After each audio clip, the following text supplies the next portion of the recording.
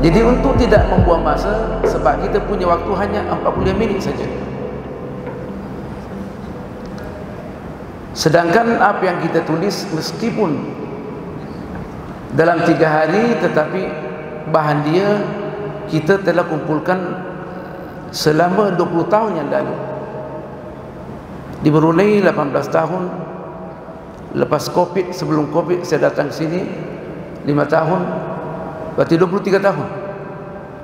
Saya memukuskan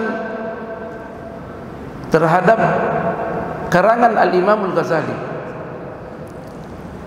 terutamanya Ihya Ulumuddin, secara kajian dan talaqi. Saya talaqi daripada tok guru saya di Mesir, Profesor Dr. Izzat Atiyah. Kemudian saya ajarkan. Ada beberapa tajuk berkali-kali saya khatam, terutama berkaitan dengan qawaidul aqaid dan yang lainnya. Sehingga saya melihat bahwa melalui kitab ini Ihya Ulumuddin, bahwa pembagian tasawuf banyak orang keliru. Pembagian tasawuf hanya 2 bahagian saja, at-tasawuful islami atau at-tasawufus sunni. Kemudian guru kita mengatakan yang kedua, at-tasawuf al-bid'i, tasawuf yang bid'ah, terutamanya at-tasawuf al-falsafi. Kita tidak akan membincangkan konsep tasawuf sebab dia sudah jelas. Bila mana kita nak bincangkan, kita akan letih di dalam menyelusuri dia punya asal kata, sebab dia punya sarana dan tujuan tidak ada lain kecuali untuk membersihkan hati kita. Itu penjelasannya. Hatta pun Imam Ghazali mengambil kesimpulan demikian. Meskipun kita akan jelaskan dia punya asal usul dan sarana dia untuk menjadikan tasawuf kita sebagai tasawuf al-Islami. Kita dengar kemarin pembukaan program Kota Sufi yang membagikan at-tasawuful akhlaqi dan at-tasawuf al-irfani. Saya punya pandangan, saya tak setuju. Itu dia pandangan dia. Yang membaca bukunya Al-Imam Al-Ghazali, dan saya melihat tidak ada lagi seorang alim yang boleh mengumpulkan data sebagai manhaj di dalam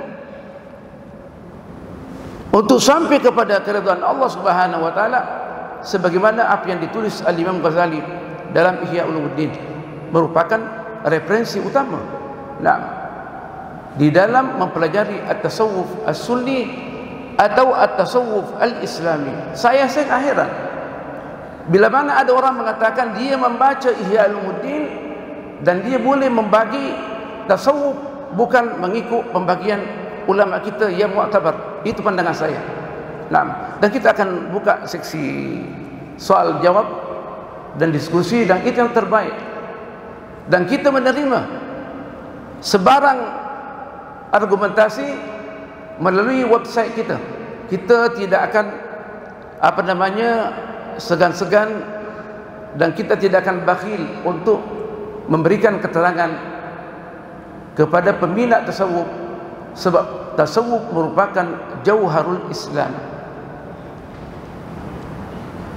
Golongan tasawuf dan golongan salafi semua mengatakan sebenarnya bila mana mereka konsekuen, mereka mengatakan tasawuf merupakan jauharul Islam.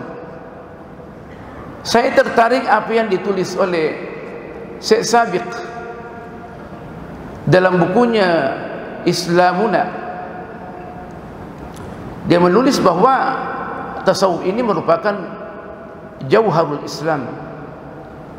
Meskipun di dalam perkembangan tasawuf ada benda-benda yang dimasukkan, dan itu benar, dan pengiktirafan melalui Al-Imam Al-Ghazali ada benda-benda yang dimasukkan tidak ada kaitannya dengan at-tasawuf. Apa puncanya ada benda yang dimasukkan dalam tasawuf tidak ada kaitannya dengan tasawuf. Nah, sebab dulu yang menangani at-turuqus sufiyah adalah orang alim. Nah, sekarang ini yang menangani at-turuqus sufiyah keadaan diwarisi. Nah, sedangkan semestinya yang mewakili adalah orang yang paling alim dalam muassasah at-tasawuf. Kita tengok dulu, dari dulu begitu.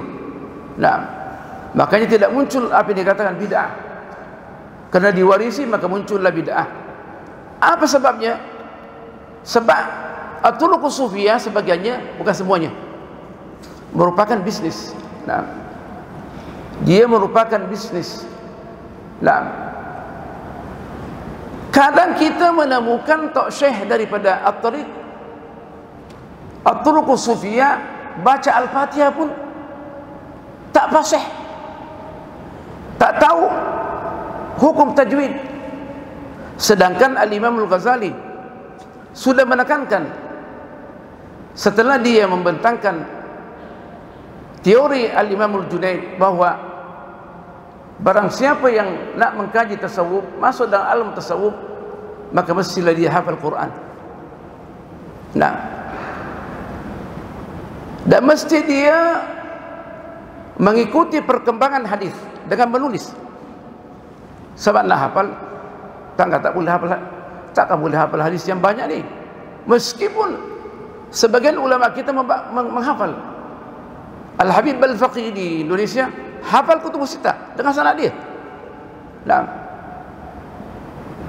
makanya itu Al-Imam Ghazali mengatakan tidak boleh kita menjadikan mursyid kita orang yang jahil, mesti hafal Quran.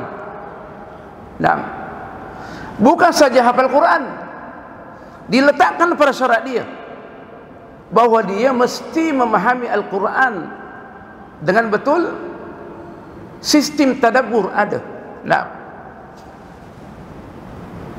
tadabbur terbagi dua, at-tadabbur at-tahlili, menganalisis apa yang kita baca. Nah, waktu kita membaca Bismillahirrahmanirrahim, apa yang kita pahami daripada Bismillahirrahmanirrahim? Apa tuntutan Allah Subhanahu wa taala mengikut konsep tasawuf? Nah, apakah cukup kita mengatakan bahwa arti daripada Bismillahirrahmanirrahim adalah dengan nama Allah yang Maha Pengasih lagi Maha Penyayang? Itu terjemahan. Boleh nggak saya balikkan? Saya boleh balikkan. Nah, yang Maha Penyayang lagi Maha Pengasih. Mana pakar bahasa yang mengatakan pengasih lebih tinggi daripada penyayang? Mana buktinya? Tak ada kan? Makanya terjemahan itu merupakan zonni. Nah, kita tak boleh berpegang teguh 100%, tapi nas Al-Quran wajib kita berpegang teguh. Kita membaca Bismillahirrahmanirrahim. Kata Al-Imam Al-Ghazali dalam Ihya Ulumuddin, di dalam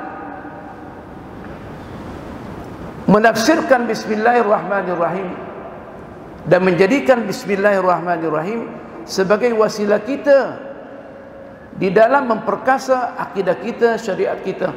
Dia mengatakan, waktu kita mengatakan Bismillahirrahmanirrahim, dialah Allah sebagai panduan kita, sebagai benteng kita, sebagai yang dapat kita kembali kepadanya pada setiap masa. Kenapa demikian? Nah, kita nak bertawakal kembali kepada Bismillahirrahmanirrahim. Saya pikir bagaimana boleh Al-Imam Ghazali sampai kepada penafsiran yang luar biasa. Ingat, Ihya Ulumuddin bukan saja buku tasawuf, buku akidah, buku syariat, dan buku akhlak. Dan dia punya metode dikenal sebagai at-tafsirul mawdu'i, yang mana Azhar baru saja 30 tahun yang lalu temukan metodologi al-mawdu'i. Nah, yaitu mengumpulkan data Al-Quran, data As-Sunnah di dalam mengatasi masalah. Al-Imam Al-Ghazali bukan saja Al-Quran dan bukan saja As-Sunnah, tapi aqwalus sahabah wa aqwalut tabi'in wa tabi'it tabi'in wal ulama'il mu'tabirin. Allah. Maka saya mengatakan orang yang pertama yang meletakkan teori tematik di dalam penafsiran Al-Quran adalah Al-Imam Al-Ghazali. Nah, kita ada dua, at-tafsir at-tahlili wa at-tafsir al-mawdu'i. Kenapa mesti at-tafsir tahlili wa at-tafsir mawdu'i? Apa kaitannya dengan tasawuf? Sangat dekat kaitan dia, sebab kita punya landasan sebagaimana kita sebutkan bahawa apa yang dikatakan Al-Imam Al-Junaid, barang siapa yang tak menghafal Al-Quran dan menulis hadis tak boleh dijadikan sebagai mursyid kita. Dan itu yang dipegang oleh Al-Imam Al-Ghazali. Kita nak memahami Al-Quran sebagai sumber tasawuf, mestilah kita melalui 4 tahap. Sebab Al-Quran tak sama dengan kitab yang lain. Tahap yang pertama mesti kita talaqi, dia punya bacaan.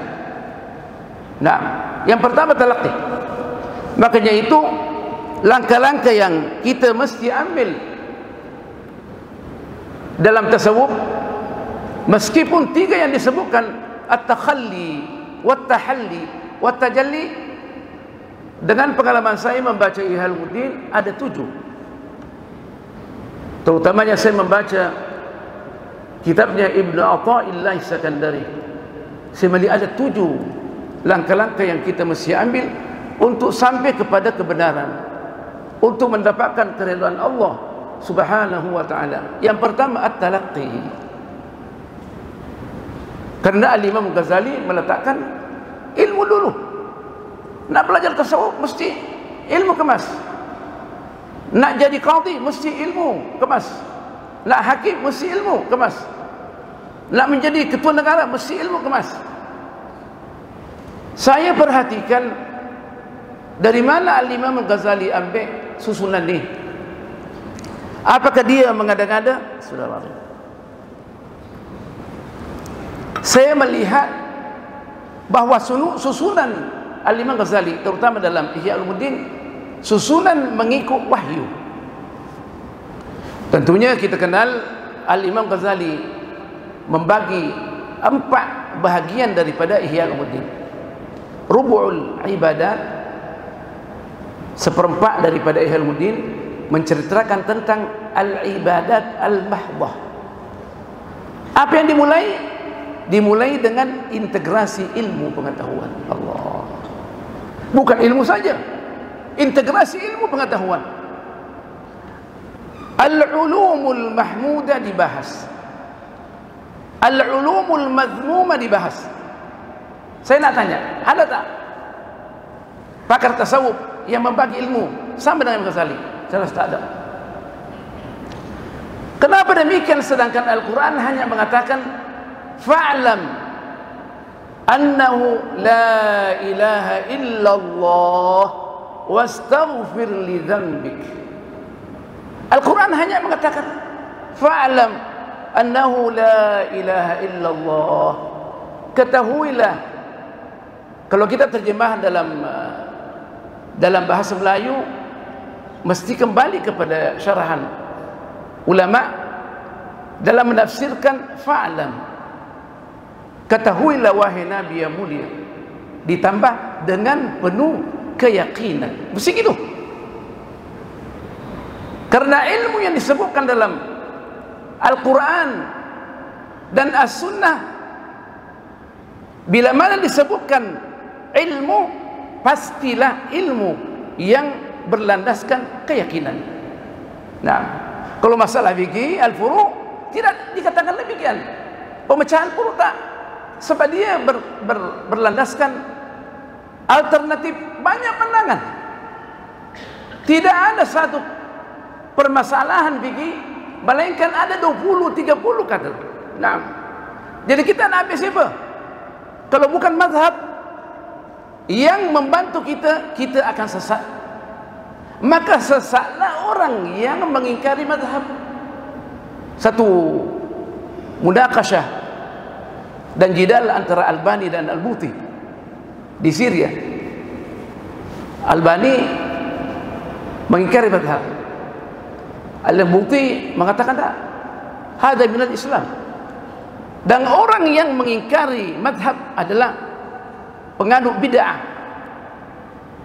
Setelah diskusi dan Mullah Ramadan hadir dalam diskusi itu, kata Al-Buti, kita nak bukukan ni macam mana? Okey katanya, maka alla mazhabiyya bid'atun tuhaddidul ummah islamiyah. Sekarang ni kita baca bahawa apa yang dikatakan ulama kita mengingkari mazhab adalah bid'ah. Bid'ah ditinjau dari segi akidah, dimasukkan dalam bid'ah akidah. Nah, dan ditinjau dari segi at-tasawuf. Tak ada pun dalam Al-Quran mengatakan ya ayyuhalladzina amanu tamassaku bil madhhab minal madhahibil arba'. Tak ada. Tapi Al-Quran mengatakan fas'alu ahla dzikri in kuntum la ta'lamun. Wahai orang yang beriman, tanyalah orang yang pakar dalam agama. Disebutkan ahla dzikri. Kenapa disebutkan ahla dzikri? Kenapa tak disebutkan fas'alu al-ulama? Sebab ulama terbagi dua, ulama yang baik dan ulama yang buruk. Tapi kalau disebutkan fas'alu ahla dzikri, maka mestilah makna ahla zikri ini adalah ulama yang baik, al-ulama ar-rabbaniyin. Wa kunu rabbaniyina bima kuntum tuallimuna al-kitaba wa bima kuntum tadrusun. Jadi kita mesti tanya orang yang pakar. Penelitian mazhab kita mengatakan 4 mazhab ini adalah orang yang pakar. Pakar bukan saja dalam bidang fikih. Sebelum fikihnya mereka merupakan landasan akidah Ahlus Sunnah wal Jamaah. Nah, merupakan landasan dalam akhlak. Sebab mereka semua berakhlak. Kenapa mereka demikian? Sebab mereka meninggalkan dunia.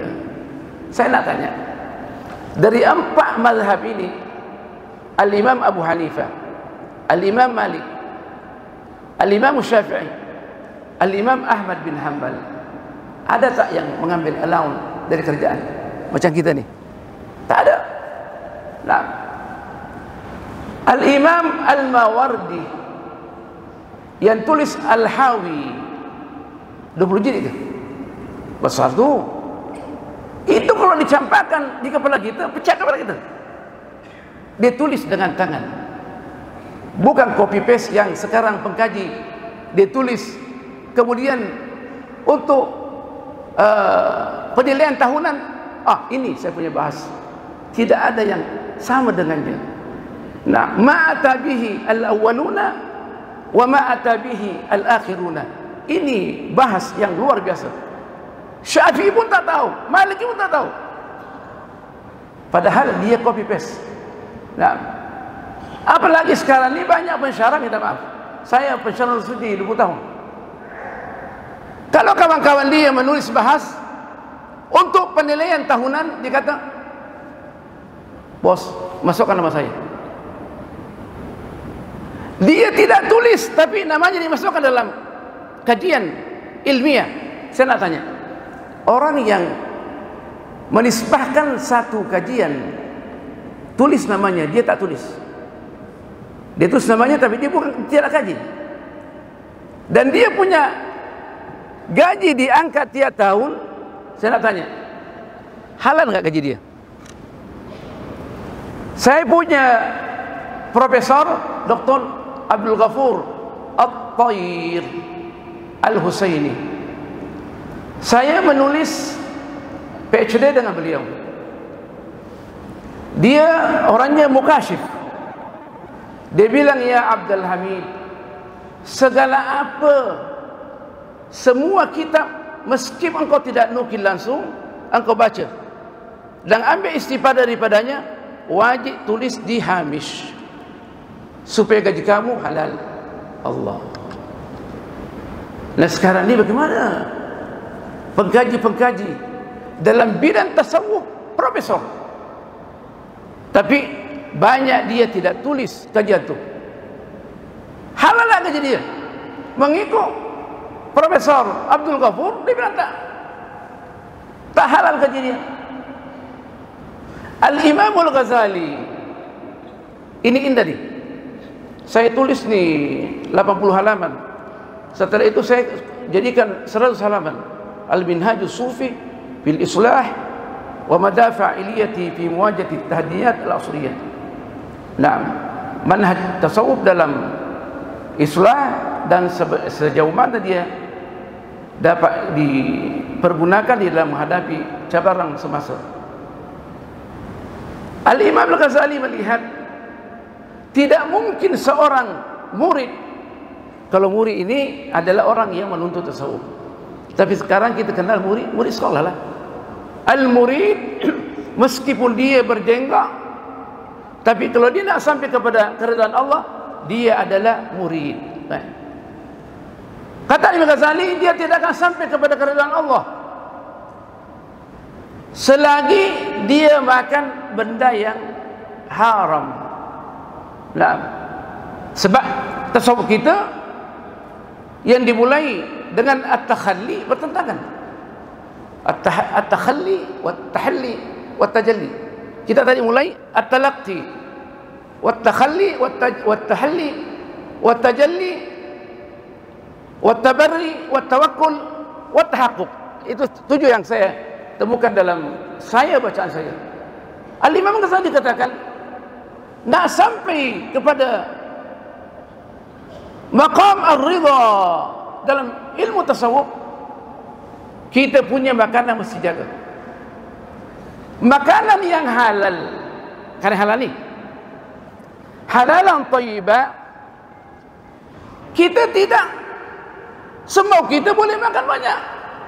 Nah,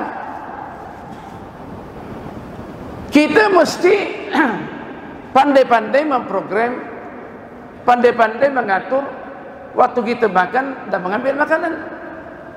Makanannya yang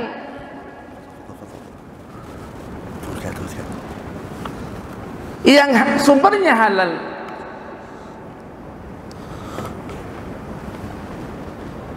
Materi makanan itu halal dan sumbernya halal. Kita beli dengan halal. Itu pun kalau kita terpaksa nak makan banyak, terutama kita nak ambil hati isteri.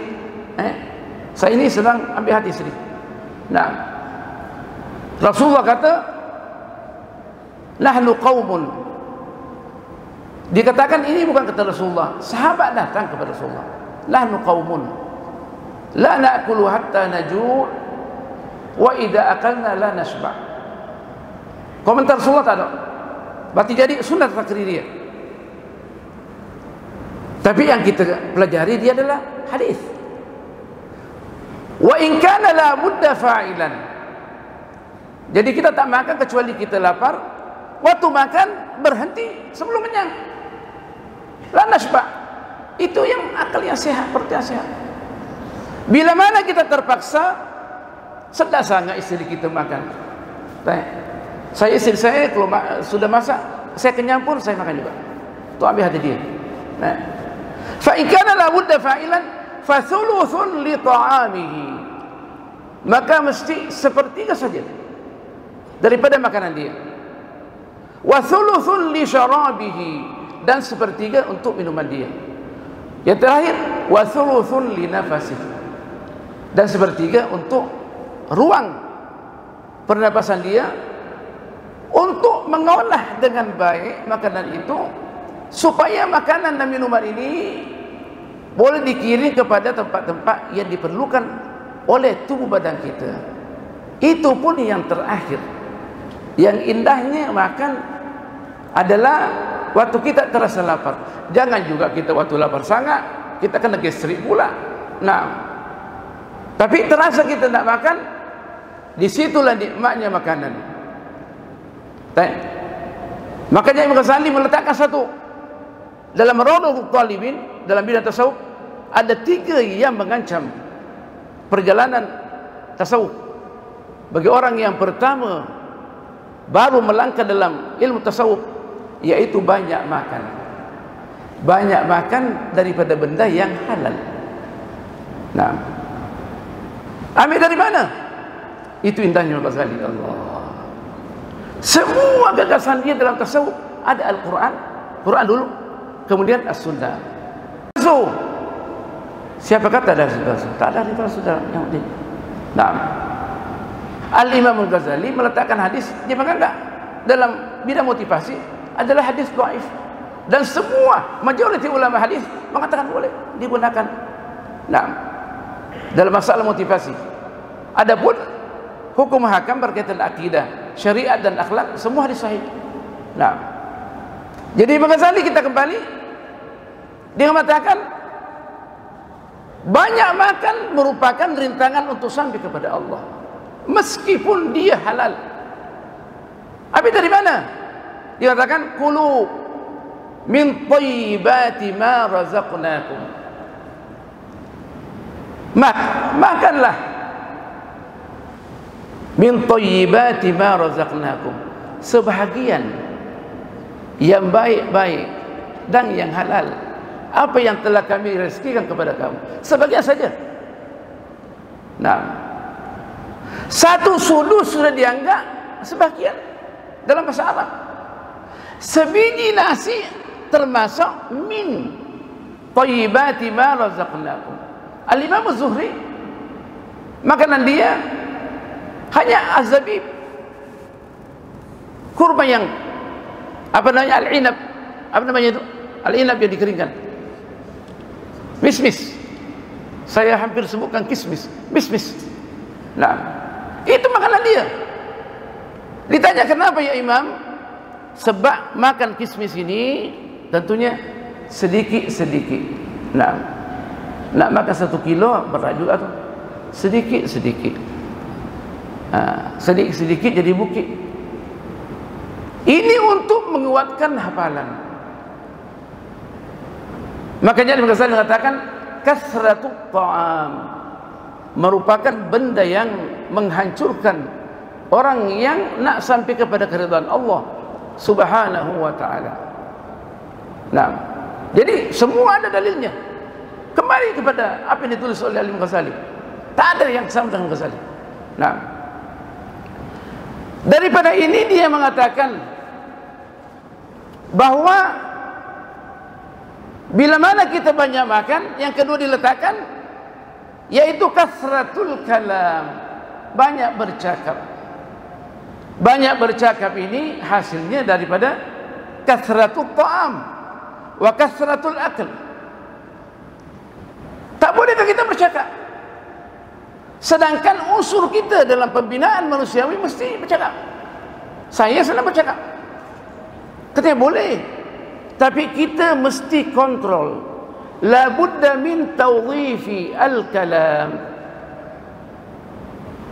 Bercakap ni ada bercakap yang wajib, ada yang bercakap sunnah, ada bercakap haram, ada bercakap makruh, ada bercakap mubah.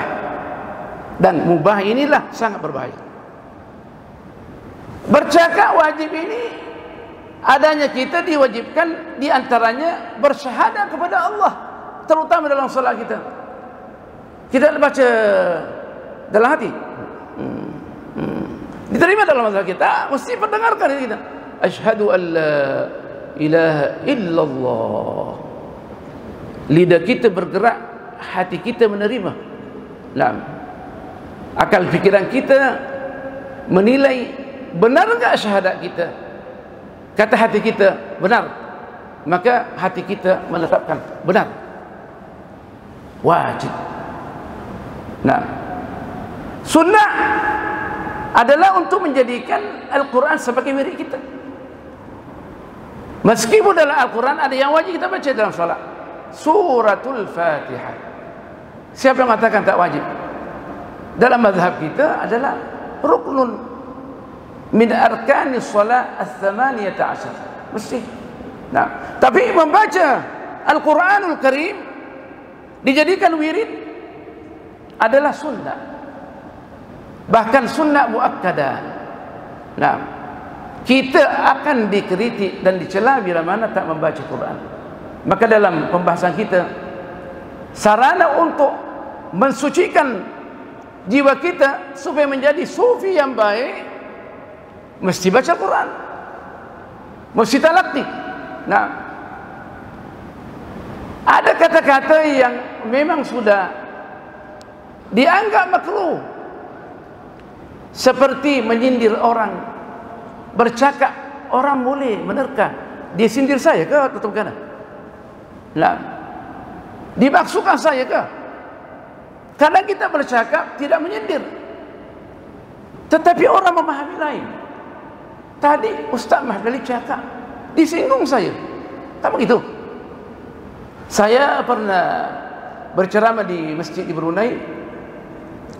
Saya jelaskan tugas imam. Saya tak maksudkan imam yang bertugas subuh itu. Maka dia bisik saya, mampuslah imam-imam malam ini, Ustaz. Minta maaf, saya bilang, saya tidak.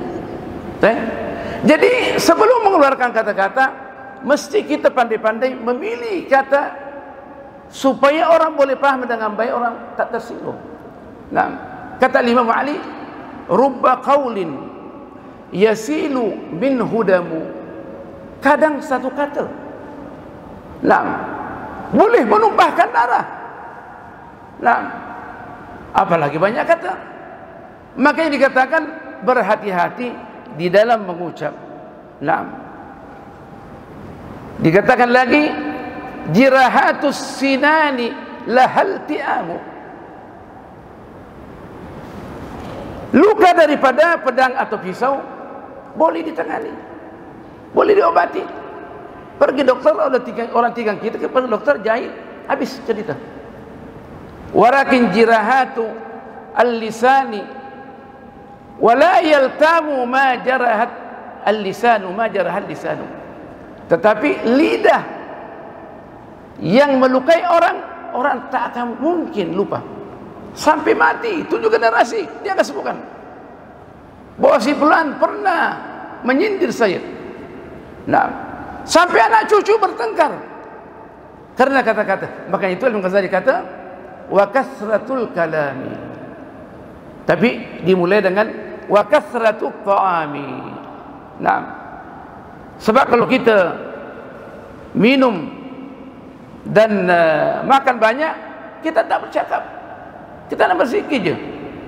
Coba waktu kita puasa, banyak kita cakap, tak, kita baca Quran. Kenapa? Sebab kita slow, badan kita slow. Nah, makan saja kita semangat pun. Allah, kita semangat. Baik. Waktu kita puasa, kita takut tengok isteri. Sama, kita lemah gini. Sudah makan, oh, bersemangat dia. Nah, bukan itu saja. Kemudian Imam Ghazali kata yang ketiga, nah, kasratul manami, kasratul naum, banyak tidur. Oh, kalau makan sudah banyak, bercakap banyak, biasanya dia letih otak dia tidur. Kalau tidur, kata Imam Ghazali, dia bukan manusia yang berproduktif. Zikir tinggal, kemungkinan solat, kalau dia solat di jamak macam Syiah di jamak semua. Nah, 5 waktu di jamak belaka. Nah, sisinya selalu jamak. Nah, kita tak. Tidur merupakan satu unsur nikmat yang besar daripada Allah. Kalau ada tidur bagaimana kira-kira? Tapi mesti dikontrol. Kata Imam Ghazali, lebih teruk daripada yang tiga ini, yang menjadikan kita tak boleh sampai kepada Allah, ada dua masalah. Ini asal usul tasawuf.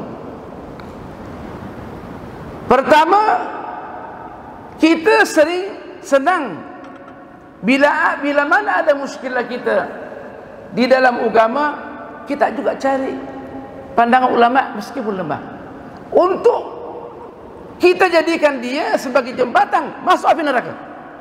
Nah, kita pergi tanya ustaz yang pakar, bagaimana ustaz kita mengambil pinjaman di bank, boleh tak? Dia kalau dibisniskan, kadang ditanya, siapa punya permasalahan? Ente kah? Orang yang sudah makan kambing itu, pertama dia kata, hakikatan hada haram ya budaya. Walakin al-qadiyah liman? Lak. Fiha aqwalu minal ulama. Ini bahaya. Perkara ini berkaitan dengan etika. Pertama dia kata, ya haram. Kemudian dia teringat karena dia sudah makan kambing. Nah, dan alhamdulillah saya senang kambing. Ditanya, masalah ini berkaitan dengan etika? Ayat mulana berkata saya, fiha aqwalu minal ulama, banyak pandangan. Makanya itu ulama kata, wal qaulul ma'juru la yultafatu bihi. Kata yang dibayar tidak boleh dipegang sebagai sumber hukum. Makanya itu Imam Mawardi, kita kembali, yang tulis Al-Hawi, waktu dia kerja sebagai qadhi, sebagai kerajaan, tak diambil pandangan dia. Allah. Kita nak tanya, Al-Imam Al-Mawardi, dia menipu masyarakat ke? Alim Rabbani. Nah, kalau semua orang nak lari daripada fatwa, qadhi, hakim, siapa nak jadi hakim?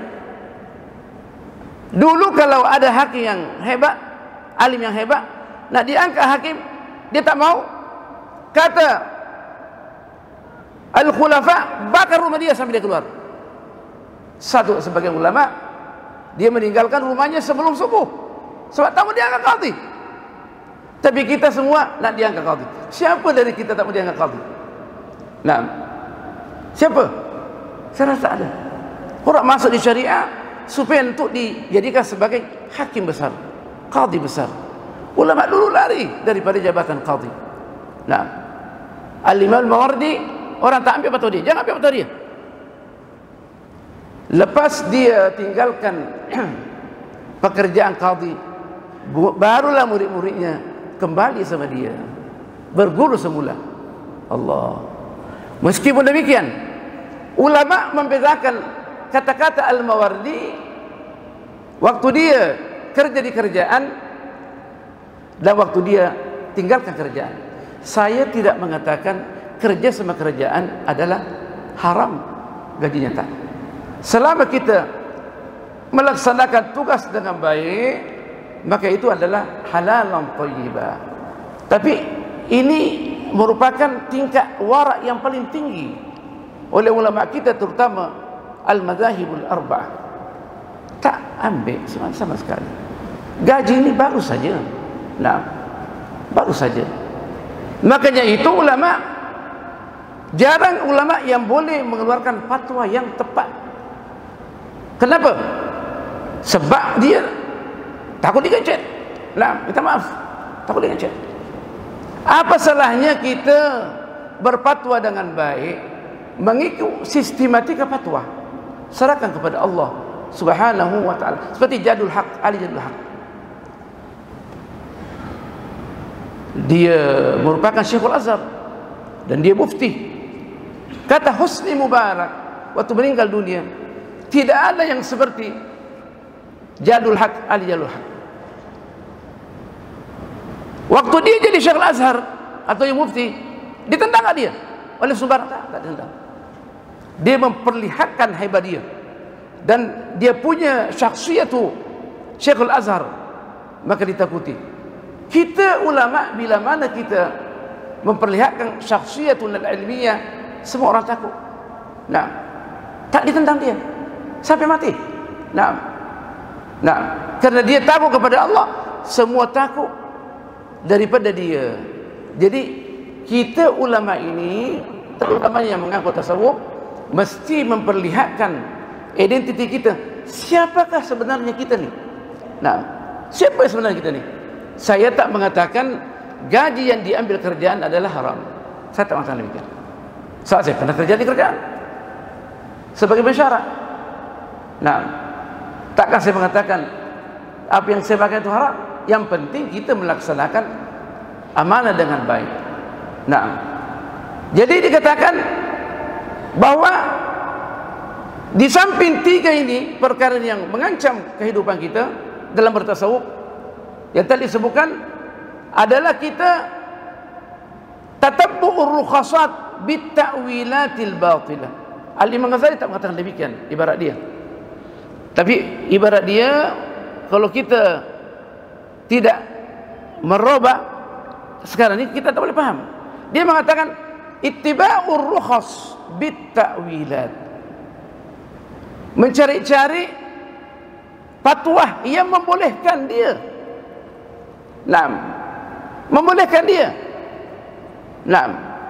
melaksanakan hukum sama ada ibadah atau muamalat dengan takwil penafsiran. Maksudnya bita'wilatil batilah, yang tafsiran yang tidak sistematik, mengikut sistem fatwa yang ada. Kan begitu? Fatwa ini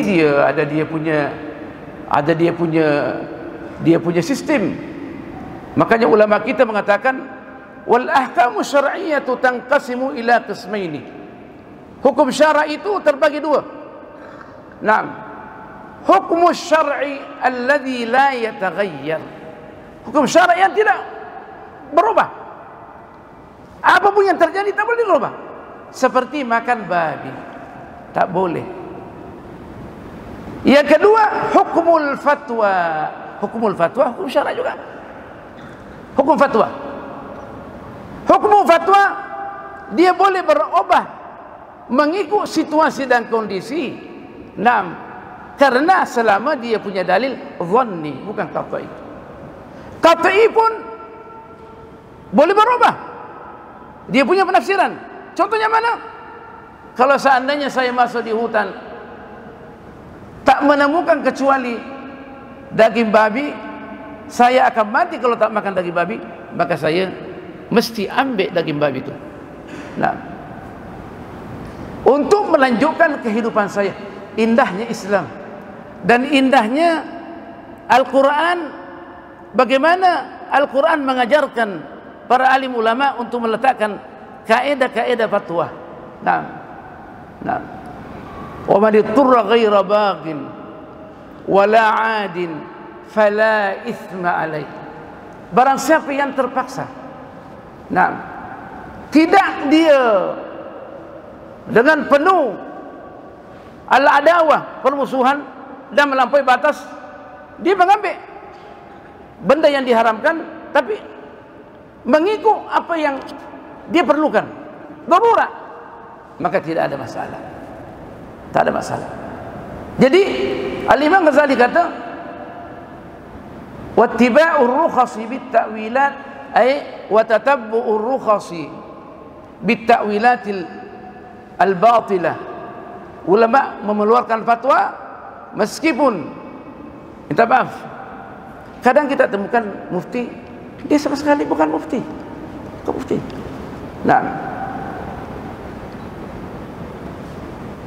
Kemungkinan dia belajar dalam kuliah insaniyah, tapi dia dianggap mufti. Lantilah dari syariah. Yang mana dia belajar usul fikih, kaidah fikih, bahwa dia adalah mufti. Barulah boleh katakan dia min babi talfiq. Kita dalam kaidah fikih ada dua, at-talfiq dan tatabbu' rukhasat. Tatabbu' rukhasat tak boleh. Dia mencari-cari hukum meskipun lemah dalilnya. Tapi kalau talfiq tak, mengikut situasi dan kondisi. kita di Saudi, kita bila mana kita nak ikut mazhab kita, mati kita. Sebanyak satu kita, karena perempuan pegang kita. Dia jalan, dia pegang kepala kita. Allah tak peduli. Nah, batal wudu kita dalam mazhab Syafi'i. Qaulun jadidan. Nak balik ke hotel. Oh, kuat sangat nak balik ke hotel. Kita yang 60 tahun ni nak balik ke hotel. Lutut sudah bunyi-bunyi. Jadi ulama meletakkan kaidah ini namanya min babi talfiq, bukan tatabbu'ur ruqasat. Nah, yang kedua, kita tak boleh jadikan panduan kita ulama yang su'. Meskipun dia serbang 5 meter, serbang saya 4 meter, meskipun jenggot dia 2 kilo, kata ulama, meskipun dia punya jubah 3 lapis, selama tidak ikut sistem etika, tak boleh dipegang.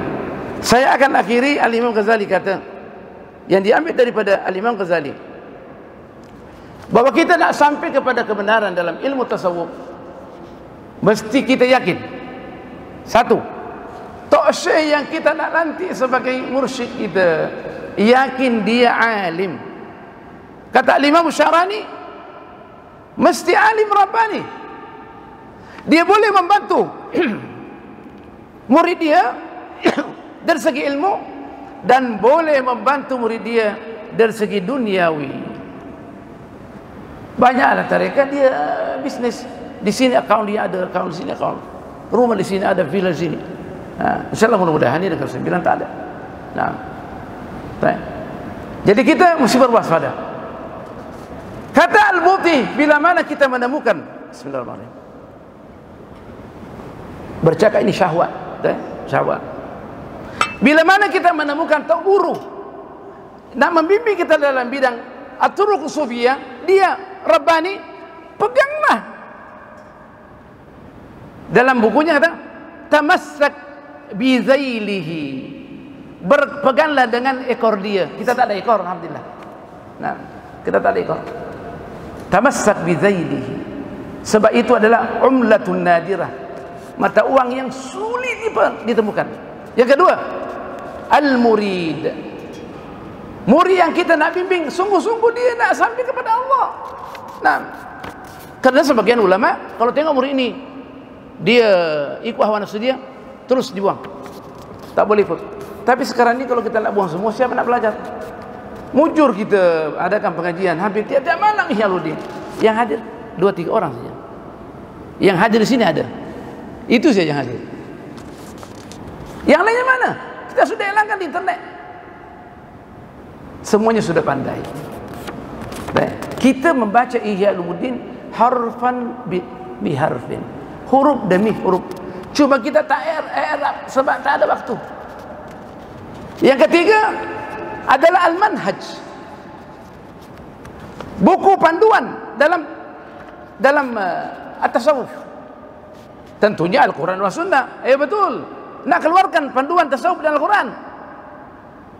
Al-Imam Syafi'i sendiri tak boleh langsung keluarkan, hanya syariat saja, mesti ada pakarnya. Tak ada kecuali sekarang ni yang jernih hanya Al-Imam Al-Ghazali. Saya nak sampaikan bahawa 5 minit, 3 minit lagi ternyata. Di dalam bahasa Arab ada bahasa Arab tak boleh diterjemahkan dalam bahasa Melayu. Tak mungkin. Tak mungkin. Yang merasakan keindahan dan manisnya Al-Quran dan As-Sunnah adalah orang yang belajar bahasa Arab dan talaqi. Itu saja, tak mungkin. Saya nak tanya, yang ketiga kata ulama kita, al-manhaj. Sama enggak manhaj kita nak terjemahkan? Metodologi tak sama. Sebab manhaj ini kalau disebutkan dalam Al-Quran, likullin ja'alna minkum syir'atan wa minhaja. Setiap daripada kamu kami telah letakkan untuk dia syariat, data ilmu pengetahuan, materi ilmu pengetahuan, dan ada dia punya manhaj untuk sampai ke sana. Manhaj kita yang paling indah adalah usul fikih.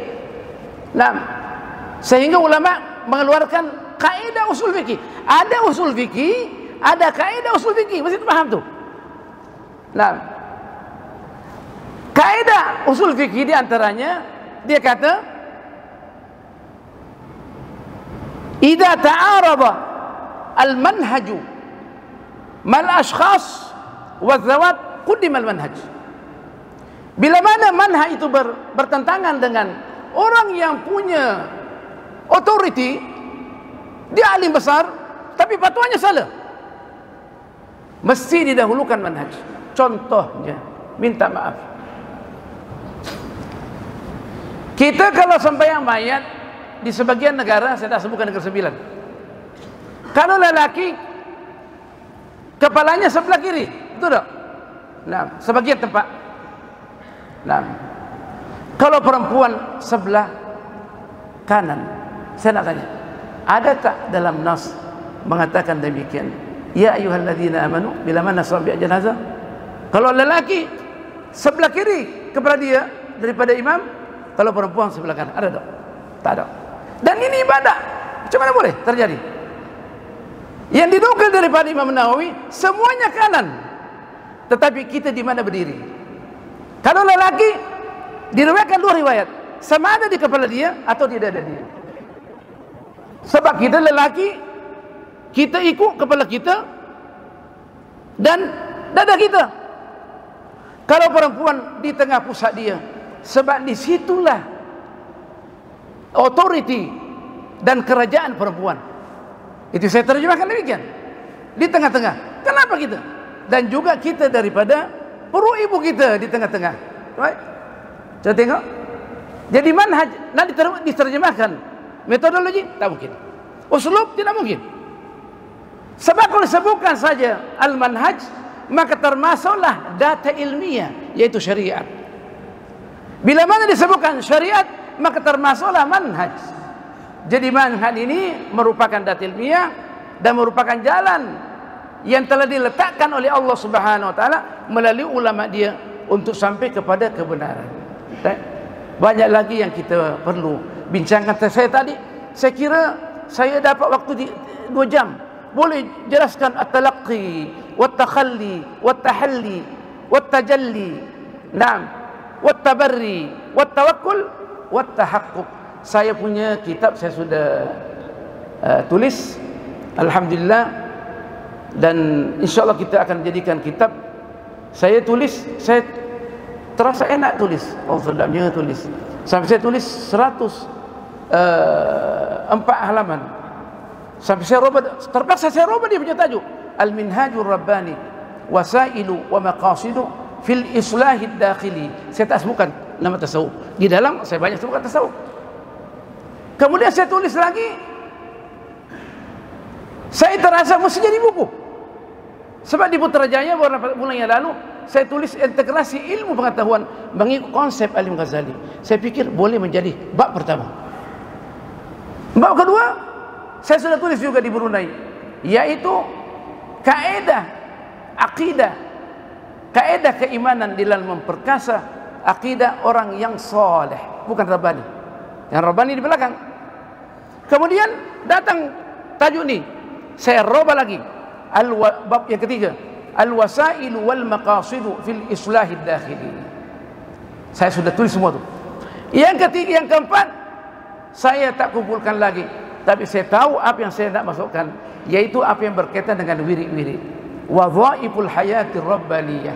Pentingnya kita membaca Al-Quran untuk memperkasa akidah kita. Pentingnya kita meningkatkan solat kita, kata Imam Ghazali. Pentingnya kita nak mengetahui ke manakah kita serahkan zakat kita dan ke mana kita bernafkah, dan kita mesti tahu bagaimana kita berpuasa yang baik. Disebutkan Ghazali, saumul al-umum al-khusus wa khususul khusus. Dan yang keempat, bagaimana kita bila mana mampu melaksanakan haji dan umrah bila mana mampu, bukan pinjam di bank. Saya terakhir mengatakan, saya punya kawan pakar dalam syariat, dia naik haji sama-sama saya. Dia kata saya terpaksa pinjam di bank. Kenapa Ustaz? Sebab kita tak jamin umur kita. Sedangkan dikatakan barang siapa yang mampu melaksanakan, bukanlah pinjam di bank, sudahlah tak diterima haji dia, otomatis dia berdosa besar lagi di hadapan Allah Subhanahu wa taala. Itulah yang dapat disampaikan, mudah-mudahan bermanfaat. Kita akan mengadakan lagi majlis dengan Maulana Tuan Guru Dr. Syuhada dan boleh dihadiri, dan kita pun mengadakan pengajian online membaca Ihya Ulumuddin, dan kita baca Ihya Ulumuddin ini secara bersanad. Alhamdulillah, bukan bangga-banggalah, nak bangga. Saya ada sanad dalam Ihya Ulumuddin, dan hampir semuanya karangan Al-Ghazali saya ada sanad, sebab Al-Ghazali ini adalah merupakan tarekat kita. Tarekat Alawiyah terbagi dua, daripada tarekat Syadziliyah dan tarekat Al-Ghazaliyah. Al-Syadziliyah mengikut kerohanian, Al-Ghazaliyah mengikut data ilmu pengetahuan. Subhanakallah bihamdik, nashhadu an la ilaha illa ant, nastaghfiruka wa natubu ilaik. Bismillahirrahmanirrahim. Wal 'ashr, innal insana lafi khusr illa alladhina amanu wa 'amilus shalihat wa tawassaw bil haqqi wa tawassaw bis sabr. Bismillahirrahmanirrahim. Alhamdulillah wassalatu wassalamu ala Rasulillah sayyidina Muhammad an-nabiyil karim wa ala alihi wa sahbihi ajma'in. Allahumma 'allimna ma yanfa'una wa zidna 'ilma, faqihna fid din wa 'allimna ta'wil, وهببنا إلى المسلمين واجعل لنا لسان صدق في العالمين. اللهم احفظ هذه البلدة، نجري سبيلا، نجري صوفية وسلطانها ورعيته وسائر بلاد الإسلام. وصل اللهم على سيدنا محمد والحمد لله رب العالمين. والسلام عليكم ورحمة الله وبركاته.